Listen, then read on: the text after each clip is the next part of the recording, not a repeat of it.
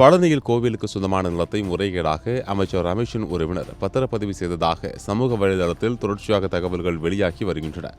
இதற்கு அமைச்சர் ரமேஷ் மறுப்பு தெரிவித்துள்ளார். இந்த நிலையில் திமுக ஐடி விங் இது குறித்து கடுமையான விமர்சனம் செய்துள்ளது. அதில் 100 கோடி ரூபாய்க்கு மேல் மதிப்புள்ள கோவில் சொத்தை வெறும் 2 கோடி ரூபாய்க்கு முறைகேடாக பத்திரம் பதிவு பண்ணி கொள்ளையடிச்சிருக்காங்க. இது ஏதோ சாதாரணமாக நடந்த விஷயம் கிடையாது. பக்காவா ஸ்கெட்ச் போட்டு பண்ணியிருக்காங்க. ஒரு கோவில் நிலத்தை பத்திரம் பதினுங்கிறதுக்காகவே ஒரு குறிப்பிட்ட அதிகாரிக்கு அந்த இடத்தை அவசரமாக டிரான்ஸ்ஃபர் போடுறாங்க. மற்ற அதிகாரிகள் எல்லாம் அன்னைக்குன்னு பார்த்து லீவ் எடுக்க வைக்கிறாங்க. சரி, பத்திரம் பதிஞ்சு முடிஞ்ச அடுத்த நாளே அந்த பதிவாளரை அங்கிருந்து வேறு இடத்துக்கு மாத்துறாங்க.